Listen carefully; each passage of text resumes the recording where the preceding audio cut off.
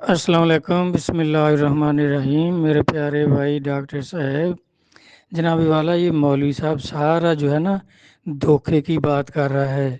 یہ ان 72 دوست کی فرقوں میں سے کسی ایک فرقے کا مولوی ہے۔ یہ سارے ہی مولوی جو ہیں سجدہ تعظیم کا انکار کرتے ہیں، جو قرآن اور حدیث سے ثابت ہے۔ آپ دیکھیں، یہ کہہ رہا ہے ایاک نعبد و ایاک نستعین، کہ تیری عبادت کرتے ہیں، تجھ سے مدد مانگتے ہیں۔ یہ کہتا ہے تجھ سے مانگتے ہیں، صرف مدد مانگتے ہیں۔ اس کا معنی ہے کہ کیا کر ہمیں صراط مستقیم دکھا دے۔ اہدنا الصراط المستقیم، صراط مستقیم باری تعالیٰ ہمیں دکھا دے، ہماری مدد کر۔ اور اس کے کس کام کے لیے مدد کر؟ صراط الذین انعمت علیہم، کہ ان لوگوں کا راستہ ہمیں دکھا جن پر تیرا انعام ہوا ہے۔ اور وہ انعام والے بندے جو ہیں وہ بھی اللہ نے قرآن پاک میں صاف بتائے، نبیین و صدیقین و شہداء و صالحین اور وحسن الیک رفیقا، کہ وہ نبی ہیں، صدیق ہیں، شہید ہیں اور اولیاء کرام ہیں۔ وہ تمہارے دوست ہیں، بہترین دوست۔ اللہ تبارک تعالیٰ تو جن سے یہ روک رہا ہے کہ دربار کو سجدہ کر دیا شرک ہو گیا، اور پیر کے پاؤں چوم لیے شرک ہو گیا، تو یہ کسی ولی کا فرمان ہے؟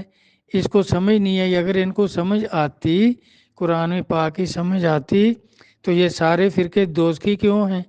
اللہ تعالیٰ فرماتے ہیں سورۃ انعام 159 نمبر آیت میں کہ ان کا تعلق ہی نہیں ہے نبی تیرے ساتھ، جنہوں نے فرقے بنائے اور فرقے فرقے ہو گئے، ان کا تمہارے ساتھ کوئی تعلق نہیں، ان کا تو نبی سے تعلق نہیں۔ یہ فتوے دے رہے ہیں، فیصلے سنا رہے ہیں ولایت کے بارے میں، اور نبی پاک نے صاف فرما دیا کہ 72 فرقے ہوں گے، میری امت کے سارے دوزخی ہوں گے۔ تو بھائی یہ دوزخیوں کی بات ہم کیسے مان لیں؟ اللہ تبارک تعالیٰ کہہ رہے ہیں ان کے انعام والے بندوں کے راستے پہ چلو۔ اور انعام والے بندوں کا اس نے کسی کا بتایا کہ انہوں نے شرک کی کیا تعریف کی ہے؟ یہ داتا صاحب علی حجویری کسلا سر عزیز لاہور والے، دیکھیں ان کی کتاب مشہور زمانہ کشف المحجوب، اس میں آپ نے فرمایا کہ 3 کام شرک ہیں، چوتھا کوئی کام شرک نہیں ہے۔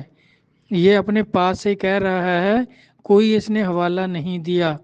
آپ فرماتے ہیں کہ جس طرح ذات قدیم ہے، قدیم کا مطلب ہے ہمیشہ سے قائم ہے، اور اس نے ہمیشہ قائم رہنا ہے، کہ کہیں کسی جگہ سے کسی وقت سے اللہ شروع نہیں ہوا، وہ ہمیشہ سے قائم ہے، ہمیشہ زندہ، حیو قیوم، ہمیشہ زندہ، ہمیشہ قائم، وہ قدیم ذات ہے۔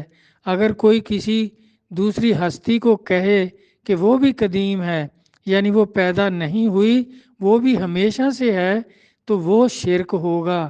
لیکن مسلمانوں کا کوئی فرقہ، کوئی سلسلہ، کوئی شخص بھی ایسا نہیں کہتا۔ سب کہتے ہیں پنجتن پاک بھی پیدا ہوئے، نبی پاک بھی پیدا ہوئے، یہ ساری دنیا جو ہے، ساری کائنات جو ہے، یہ پیدا ہوئی ہے، اللہ نے پیدا فرمائی ہے۔ تو اگر کوئی ان میں سے کہے کہ پنجتن پاک بھی قدیم ہے، یہ شرک ہے، تو کوئی بھی نہیں کہتا ایسا۔ یہ مولوی تو بیوقوف آدمی ہے، یہ دوست کی فرقوں کا آدمی ہے، اور باقی مخلوق کو کہتے ہیں حوادث، حادثے کی جمع ہے حوادث۔ تو داتا صاحب فرماتے ہیں ایک حادثہ ہوا، پیدا ہو گئے، ساری کائنات پیدا ہوئی، ذات اللہ پیدا نہیں ہوئے، وہ ہمیشہ سے قائم ہے، ہمیشہ اس نے قائم رہنا ہے۔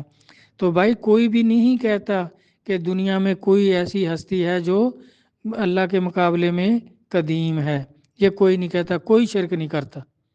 دوسری چیز ہے کہ اس کی عبادت میں کسی کو شریک کرنا، یعنی اللہ کی عبادت بھی کرے، جس طرح کافر بتوں کی پوجا کرتے تھے، کوئی گو ماتا کی پوجا کرتا ہے، کوئی درختوں کی پوجا کرتا ہے، اس طرح کوئی بتوں کی، کوئی آگ کی، کوئی چاند کی، کوئی سورج کی، اس طرح کوئی پوجا کرے، اور اللہ کو بھی چاہے کہے بھی اللہ بھی ہے، تو پھر بھی یہ شرک ہے۔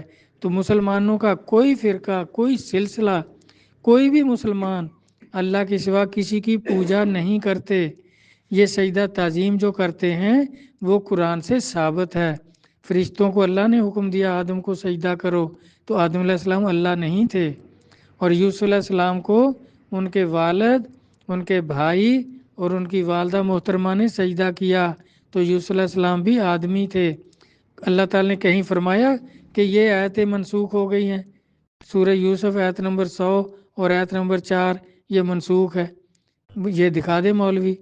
تو کیا اللہ تعالیٰ نے کہیں قرآن میں فرمایا کہ یعقوب علیہ السلام نبی تھا اور اس نے شرک کر دیا، بیٹے کو سجدہ کر دیا؟ یہ بھائی مولوی جھوٹ بول رہا ہے۔ یہ کوئی کسی کی عبادت نہیں کرتا، پیر بھی اللہ کی عبادت کرتے ہیں، نبی بھی اللہ کی عبادت کرتے تھے، صحابہ بھی اللہ کی عبادت کرتے تھے، مرید بھی اللہ کی پوجا کرتے ہیں، عبادت کرتے ہیں۔ کوئی کسی دوسرے کی عبادت کرے تو وہ شرک ہے۔ وہ مسلمانوں میں کوئی کسی کی عبادت نہیں کرتا، سب اللہ کی عبادت کرتے ہیں۔ تیسرا شرک داتا صاحب قدس اللہ سرہ عزیز فرماتے ہیں وہ ہے اللہ کی صنعت میں کسی کو شریک کرنا۔ اللہ کی صنعت کاری کیا ہے کہ یہ ساری کائنات، سمندر، پہاڑ، آسمان و زمین، سب جہان، جتنے بھی جہان ہیں یہ سب اللہ نے پیدا کیے ہیں۔ تو اگر کوئی یہ کہے کہ خلیج بنگال جو تھی وہ شاہ جہانگیر نے بنائی تھی یا کوتور موسیٰ علیہ السلام نے بنایا تو ایسا کہنا شرک ہے۔ یا پہلا آسمان جو ہے وہ آدم علیہ السلام نے بنایا اور دوسرا نوح علیہ السلام نے بنایا، تو ایسا میرا بھائی کوئی نہیں کہتا۔ اللہ کی صنعت میں کوئی کسی کو شریک نہیں کرتا، سب یہی کہتے ہیں کہ ساری کائنات، زمین و آسمان، مخلوق، ہر قسم کی مخلوق، سارے جہان اللہ نے پیدا کیے ہیں، کسی دوسرے کا نام نہیں لیتے مسلمان۔ تو اگر کوئی کہے تو پھر یہ شرک ہے، تو یہ شرک بھی مسلمان نہیں کرتے۔ یہ ان تین کے سوا داتا صاحب علیہ رحمت فرماتے ہیں چوتھا کوئی شرک نہیں ہے۔ اب یہ ان کو بیچاروں کو عقل سمجھ نہیں ہے، قرآن کی سمجھ اگر ان کو ہوتی تو یہ دوزخی کیوں ہیں؟ اللہ فرما رہے ہیں وَلَا تَفَرَّقُوا، فرقے نہ بناؤ، یہ باز نہیں آتے، قرآن کا انکار کرتے ہیں۔ اور سورۃ انعام میں یہ بریلوی جو ہیں سورۃ انعام 75 نمبر آیت کا انکار کرتے ہیں، پڑھ کر دیکھ لینا۔ یہ کہتے ہیں وہاں 75 نمبر آیت میں اللہ تعالیٰ فرما رہے ہیں کہ ابراہیم علیہ السلام کے والد آزر ہیں، تو یہ احمد رضا صاحب اپنے حاشیے میں لکھتا ہے تفسیر میں کہ ان کے والد طارق تھے، آزر جو ہے یہ چاچا ہے، جبکہ ابھی آزرا، اے میرے باپ آزر، ابراہیم علیہ السلام وہاں کہہ رہے ہیں۔ 75 نمبر آیت دیکھ لیں سورۃ انعام۔ اسی طرح میرا بھائی یہ قرآن و حدیث کا انکار کرتے ہیں، اور وہ آیات جو کفار کے لیے آئی ہیں وہ مسلمانوں پر، پیر پرست لوگوں پر لگاتے ہیں۔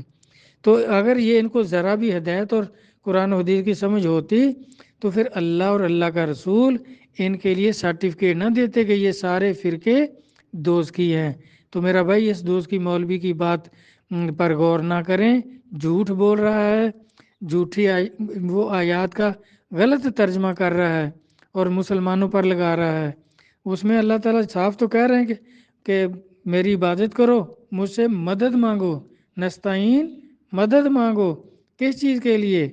اہدنا الصراط المستقیم، کہ ہمیں صراط مستقیم دکھا دے۔ اور پھر آگے فرمایا صراط مستقیم کون سا ہے؟ صراط الذین انعمت علیہم۔ یہ آیت یہ پڑھتے ہی نہیں، یا نام والے بندے کون ہیں؟ اللہ فرما رہا ہے کہاں اللہ نے کہا کہ میرے راستے پہ چلو؟ اللہ نے فرمایا صراط الذین انعمت علیہم، کہ میرے جو انعام والے بندے ہیں ان کے راستے پہ چلو۔ تو یہ ان کا یہ انکار کرتے ہیں۔ میرا خیال ہے جواب ہو گیا ہوگا اس کا سارا، اگر کوئی چیز رہ گئی ہو تو دوبارہ ارشاد فرما دینا، میں پھر عرض کر دوں گا۔ اللہ آپ کو خوش رکھے، والسلام، اللہ حافظ۔